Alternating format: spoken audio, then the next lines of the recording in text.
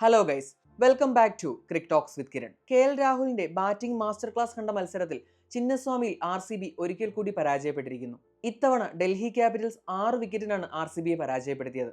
53 പന്തുകളിൽ നിന്ന് 7 ഫോറുകളുടെയും 6 സിക്സറുകളുടെയും അകമ്പടിയോടെ 93 റൺസ് എടുത്ത KL രാഹുൽ തന്നെയാണ് മാൻ ഓഫ് ദ മാച്ച്. ഇനി മത്സരത്തിലേക്ക് വരികയാണെങ്കിൽ ചിന്നസ്വാമിയിൽ തുടർച്ചയായ രണ്ടാം തവണയും രജത് പട്ടിദാറിനെ ടോസ് തുണച്ചില്ല. ടോസ് നേടിയ ഡൽഹി ക്യാപ്റ്റൻ അക്ഷർ പട്ടേൽ ബോളിംഗ് തിരഞ്ഞെടുത്തു. ചിന്നസ്വാമി പോലൊരു ഹൈ സ്കോറിംഗ് ഗ്രൗണ്ടിൽ ടോസ് എപ്പോഴും ക്രൂഷ്യൽ ആവാറുണ്ട്. എന്നാൽ ഇത്തവണ ബാറ്റിംഗ് തുടങ്ങിയ RCB രണ്ടും കൽപ്പിച്ചായിരുന്നു. പ്രത്യേകിച്ച് ഫിൽ സോൾട്ട് രണ്ടും കൽപ്പിച്ചായിരുന്നു എന്ന് പറയാം. കാരണം തുടക്കത്തിൽ അത്ര മികച്ച രീതിയിലാണ് സോൾട്ട് DC ബൗളർമാരെ കടന്നാക്രമിച്ചത്. പ്രത്യേകിച്ചും സ്റ്റാർക്കാണ് സോൾട്ടിന്റെ ബാറ്റിന്റെ ചൂടറിഞ്ഞത്. മിച്ചൽ സ്റ്റാർക്ക് എറിഞ്ഞ 3-ാം ഓവറിൽ 30 റൺസാണ് പിറന്നത്. അതോടെ വെറും 3 ഓവറിനുള്ളിൽ RCB സ്കോർ 50 കടന്നു.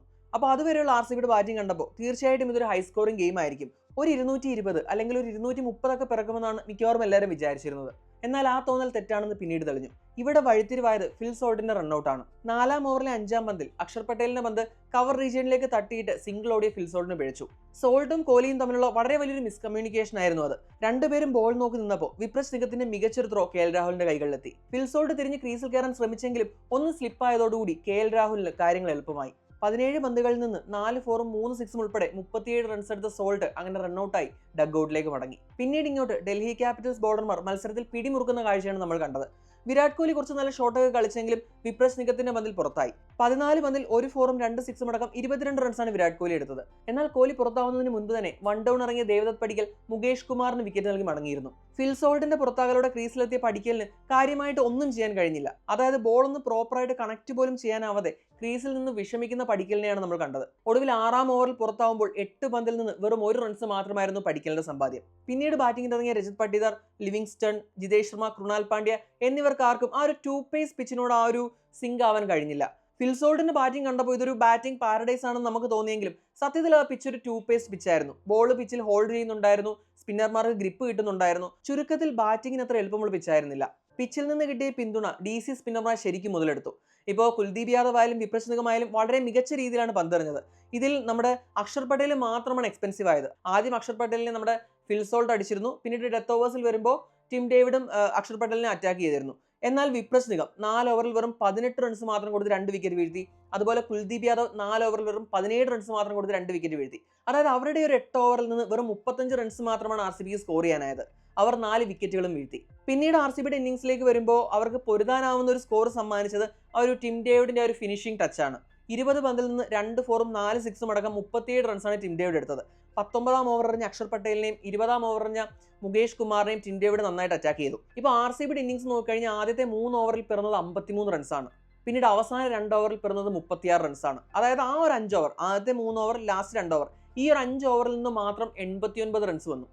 എന്നാൽ പിന്നീടുള്ള 15 ഓവറുകളിൽ നിന്ന് ആകെ വന്നത് 74 റൺസാണ്. ശരിക്കും നമുക്ക് മിഡിൽ ഫേസ് ഒന്നും പറയാൻ സാധിക്കില്ല. കാരണം 4-ാം ഓവർ മുതൽ ആ ഒരു 18-ാം ഓവർ വരെ ഈ പിച്ചിലെ ഈ 2 പേസ് പിച്ചിൽ നിന്ന് കിട്ടിയ ആ ഒരു പിന്തുണ ശരിക്കും യൂട്ടിലൈസ് ചെയ്തുകൊണ്ട് RCBയെ റെസ്ട്രിക്ട് ചെയ്യാൻ DC ബോളേഴ്സിനായി. ഒടുവിൽ ഇന്നിംഗ്സ് അവസാനിക്കുമ്പോൾ 7 വിക്കറ്റ് നഷ്ടത്തിൽ 163 എന്ന സ്കോറാണ് RCB പടുത്തുയർത്തിയത്. ഇനി ആ ഒരു സ്കോർ ചേസ് ചെയ്യാൻ ഇറങ്ങിയ ഡൽഹി ക്യാപിറ്റൽസും ശരിക്കും വിയർക്കുന്ന കാഴ്ചയാണ് കണ്ടത്. അതായത് പവർ പ്ലേയിൽ മികച്ച രീതിയിലാണ് RCB പന്തെറിഞ്ഞത്. പ്രത്യേകിച്ച് ഭുവനേശ്വർ കുമാർ വളരെ ലീതലായിരുന്നു. അതുപോലെ തന്നെ യഷ് ദയാലും വളരെ മികച്ച രീതിയിലാണ് പന്തെറിഞ്ഞത്. അപ്പോൾ ആ ഒരു മികച്ച സ്റ്റാർട്ട് കിട്ടാതെ DC ബാറ്റർമാർ കുഴങ്ങുന്ന കാഴ്ചയാണ് നമ്മൾ ശരിക്കും കണ്ടത്. ഇപ്പോൾ പവർ പ്ലേയിൽ തന്നെ അവരുടെ 3 വിക്കറ്റുകൾ വീഴ്ത്താനായിട്ട് നമ്മുടെ RCBക്കായി. അതിനിടയിൽ KL രാഹുലിന്റെ ഒരു ക്യാച്ച് പട്ടിദാർ ഡ്രോപ്പ് ചെയ്തു. പക്ഷേ അതിൽ നമുക്ക് പട്ടിദാറിനെ കുറ്റം പറയാൻ പറ്റില്ല. ഒരു ഭയങ്കര ടഫ് ചാൻസ് ആയിരുന്നു. പട്ടിദാർ അത്രയും ദൂരം കവർ ചെയ്തു. 2 കൈയും ആ ബോളിൽ കൃത്യമായിട്ട് എത്തിച്ചു. പക്ഷേ ഹാർഡ് ഹാൻഡ്സ് കൊണ്ടാണെന്ന് തോന്നുന്നു പന്ത് കയ്യിൽ നിന്ന് ജമ്പായി. അങ്ങനെ ആ ഒരു ഡ്രോപ്പ് വന്നു. എന്നാൽ പിന്നീട് അങ്ങോട്ട് KL രാഹുൽ ഒരു ചാൻസും കൊടുത്തില്ല. ഇപ്പോൾ ഒരു സൈഡിൽ ഒരു 4 വിക്കറ്റ് പോയി. ഇപ്പോൾ പറയുകയാണെങ്കിൽ ഡുപ്ലസിക്ക് വെറും 2 റൺസ് മാത്രമാണ് എടുക്കാൻ കഴിഞ്ഞത്. മഗ്ഗർക്ക് 7 റൺസിന് പുറത്തായി. അഭിഷേക് പവറിൽ 7 റൺസ് മാത്രമാണ് എടുത്തത്. പിന്നെ അക്ഷർ വന്നിട്ട് ഒരു സ്റ്റാർട്ട് കിട്ടി, പക്ഷേ അത് കൺവേർട്ട് ചെയ്യാൻ കഴിഞ്ഞില്ല. 15 റൺസാണ് അക്ഷർ പട്ടേൽ എടുത്തത്. പിന്നീട് ക്രീസിലേക്ക് സ്റ്റബ്സ് വന്നു കഴിഞ്ഞപ്പോൾ സ്റ്റബ്സും രാഹുലും ചേർന്ന് ആ ഇന്നിംഗ്സ് റീബിൽഡ് ചെയ്തു. അതായത് 9 ഓവർ 58-ന് 4 എന്ന നിലയിൽ നിൽക്കുമ്പോഴാണ് സ്റ്റബ്സ് രാഹുലിന് കൂട്ടായിരുന്നത്. പിന്നീട് അങ്ങോട്ട് അവർ കാൽക്കുലേറ്റ് ചെയ്താണ് കളിച്ചത്. അതായത് ഇനി ഒരു വിക്കറ്റ് കൂടെ പോയി കഴിഞ്ഞാൽ RCB ബോളർമാർ മത്സരത്തിൽ പിടിമുറുക്കും. അതുകൊണ്ട് ആ ഒരു വിക്കറ്റ് കൊടുക്കാതെ ഭയങ്കര കോഷ്യസ് ആയിട്ട് ശ്രദ്ധിച്ചാണ് ഇവർ രണ്ടുപേരും ബാറ്റ് ചെയ്തത്. എന്നിട്ട് കുറച്ചങ്ങോട്ട് കഴിഞ്ഞപ്പോൾ, അതായത് രണ്ടുപേരും ഒന്ന് സെറ്റായി കഴിഞ്ഞപ്പോൾ രാഹുൽ സത്യം പറഞ്ഞാൽ എക്സ്പ്ലോഡ് ചെയ്തു. അതുവരെ ഒരു 100, 110, 120 സ്ട്രൈക്ക് റേറ്റിൽ ബാറ്റ് ചെയ്തിരുന്ന KL രാഹുൽ പെട്ടെന്ന് ഒരു ഗിയർ സ്വിച്ച് ചെയ്തു. ഇപ്പം ഞാൻ നേരത്തെയുള്ള ഡൽഹിയുടെ CSK ആയിട്ടുള്ള മാച്ച് റിവ്യൂ വീഡിയോയിൽ ഞാൻ പറഞ്ഞു, രാഹുൽ ഒരു അറ്റാക്കിംഗ് മൈൻഡ് സെറ്റിൽ തന്നെയാണ് വരുന്നത്. ഇപ്പം നമ്മൾ നേരത്തെ LSGയിൽ കണ്ട രാഹുൽ അല്ല ഈ സീസണിലെ രാഹുൽ എന്ന് ഞാൻ നേരത്തെ പറഞ്ഞതാണ്. അപ്പോൾ ഇന്ന് അത് തന്നെയാണ്. ഇപ്പോൾ തുടക്കത്തിൽ ടഫായിരുന്നു. അപ്പോൾ രാഹുൽ കോഷ്യസ് ആയിട്ട് ആ ഒരു പ്രഷറെല്ലാം സോക്ക് ചെയ്ത് ഒരു പതുക്കെ ഇന്നിങ്സ് ബിൽഡ് ചെയ്തിട്ട് ഒരു ഘട്ടം കഴിഞ്ഞപ്പോഴത്തേനും എക്സ്പ്ലോസീവായി. അപ്പോൾ രാഹുൽ ആ ഒരു അറ്റാക്കിംഗ് മൈൻഡ് സെറ്റ് വന്നതോടെ അതുവരെ നന്നായി പന്തെറിഞ്ഞ ബോളേഴ്സ് എല്ലാം അടിവാങ്ങി. ഇപ്പോൾ ഒരു ഹേസൽവുഡിന്റെ ഒരു ഓവറിൽ എന്ന് വെച്ച് കഴിഞ്ഞാൽ മാക്സിമം അറ്റാക്ക് ചെയ്ത് ആ ഓവറിൽ തന്നെ കളി അങ്ങ് തിരിച്ചു കളഞ്ഞു. ഇപ്പോൾ റിക്വയർഡ് റേറ്റ് ഒരു 11 വരെ വന്നതാണ്. എന്നാൽ രാഹുൽ അത് പ്രോപ്പറായിട്ട് കാൽക്കുലേറ്റ് ചെയ്തിട്ട് കളിച്ചു. സ്റ്റബ്സ് അതിന് വേണ്ട പിന്തുണയും നൽകിയതോടെ അവർ പെട്ടെന്ന് തന്നെ ഒരു 18ാമത്തെ ഓവറിൽ തന്നെ മത്സരം ഫിനിഷ് ചെയ്യുന്ന ഒരു സ്ഥിതിയിലേക്ക് എത്തി കാര്യങ്ങൾ. അപ്പോൾ ഞാൻ വീഡിയോയുടെ തുടക്കം പറഞ്ഞതുപോലെ ശരിക്കും ഒരു KL രാഹുൽ മാസ്റ്റർ ക്ലാസ് തന്നെയായിരുന്നു. കാരണം ഇത്രയും ഒരു ടഫ് പിച്ചിൽ ഒരു 175 സ്ട്രൈക്ക് റേറ്റിലാണ് KL രാഹുൽ ഇന്നിങ്സ് ഫിനിഷ് ചെയ്തത്. അപ്പോൾ തുടക്കം പറയുമ്പം പതുക്കെയാണ് കളിക്കുന്നത്, തട്ടിമുട്ടിയായി കളിക്കുന്നതെന്ന് പറഞ്ഞാലും ഇന്നിങ്സ് അവസാനിച്ചപ്പോൾ രാഹുലിന്റെ സ്ട്രൈക്ക് റേറ്റ് 175 ആണ്. അതിനകത്ത് 7 4ഉം 6 6ഉം ഒരു സിക്സർ അടിച്ച് തന്നെയാണ് മത്സരം ഫിനിഷ് ചെയ്തത്. അപ്പോൾ അത്രയും കാൽക്കുലേറ്റഡ് ആയിട്ട് അഗ്രസീവ് ഇൻറ്റന്റ് പുറത്തെടുക്കേണ്ട സമയം അത് പുറത്തെടുത്ത് തന്നെയാണ് നമ്മുടെ രാഹുൽ മത്സരം ഫിനിഷ് ചെയ്തത്. ഇനി സ്റ്റബ്സിന്റെ കാര്യം പറഞ്ഞാൽ സ്റ്റബ്സും 23 പന്തിൽ 38 റൺസ് എടുത്തു, 4 4ഉം ഒരു 6ഉം അടക്കം. അപ്പോൾ സ്റ്റബ്സും മികച്ച പിന്തുണയാണ് നൽകിയത്. അപ്പോൾ അവരുടെ ഒരു പാർട്ണർഷിപ്പ് എന്ന് പറഞ്ഞാൽ തന്നെ ഒരു 100 റൺ പാർട്ണർഷിപ്പ് അവർക്ക് ആ ഒരു 5ാമത്തെ വിക്കറ്റിൽ കൊണ്ടുവരാനുമായി. അത് അൺബീറ്റൻ ആയിട്ട് തന്നെ നിന്ന് മത്സരം ഫിനിഷ് ചെയ്യാനും നമ്മുടെ രാഹുലിനും സ്റ്റബ്സിനുമായി. ഇനി RCBയുടെ ബോളിംഗിലേക്ക് വന്നു കഴിഞ്ഞാൽ ഭുവിയാണ് പിക്ക് ഓഫ് ദ ബോളേഴ്സ് എന്ന് പറയാൻ പറ്റുന്നത്. 4 ഓവറിൽ 26 റൺസ് കൊടുത്ത് 2 വിക്കറ്റ്.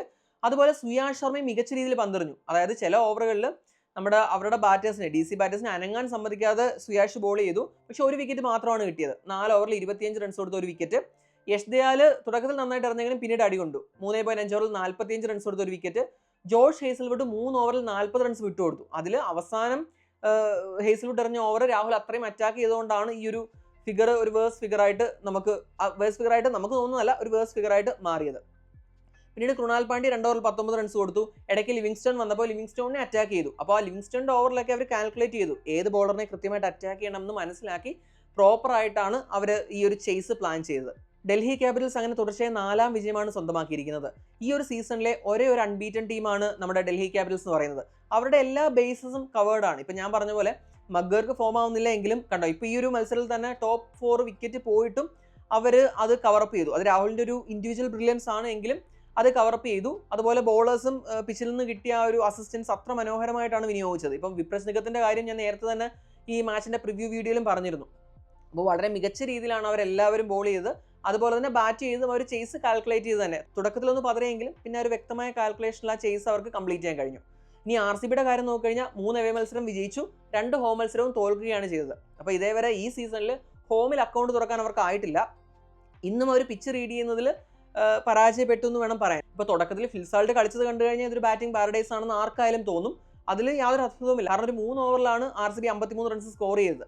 അപ്പോൾ സോൾട്ടിന് മാത്രമാണ് പിന്നീട് സെക്കൻഡ് ഇന്നിംഗ്സിൽ KL രാഹുലിന് മാത്രമാണ് അത്രയ്ക്കൊരു അറ്റാക്കിംഗ് ഇൻറ്റന്റ് പുറത്തെടുക്കാൻ കഴിഞ്ഞത്. സാൾട്ട് അത് തുടക്കം മുതലേ എടുത്തു എന്നുള്ളതാണ്. പക്ഷെ അൺഫോർച്ചുനേറ്റ് ആയിട്ട് റൺഔട്ട് ആയിപ്പോയി. ഒരു 20-30 റൺസ് കൂടി ഉണ്ടായിരുന്നെങ്കിൽ ഒരു പക്ഷേ ഇത് ഒന്നുകൂടി ഒരു കോമ്പറ്റീറ്റീവ് മാച്ച് ആയേനെ. ഇല്ലെങ്കിൽ നമ്മുടെ ആ ഒരു രാഹുൽ കൊടുത്തൊരു ഹാഫ് ചാൻസ് മുതലാക്കണമായിരുന്നു. അങ്ങനെ വന്നാലും ഈ മത്സരത്തിന്റെ വിധി മറ്റൊന്നായേനെ. ഇനി എന്തായാലും അടുത്തൊരു എവേ മത്സരമാണ് RCBക്കുള്ളത്. അത് രാജസ്ഥാനുമായിട്ട് ജയ്പൂരിലാണ്. അപ്പോൾ ഈ ഒരു ട്രെൻഡ് വെച്ച് നോക്കിക്കഴിഞ്ഞാൽ എവേ മത്സരത്തിൽ കുറച്ചുകൂടി നന്നായിട്ട് RCB പെർഫോം ചെയ്യേണ്ടതാണ്.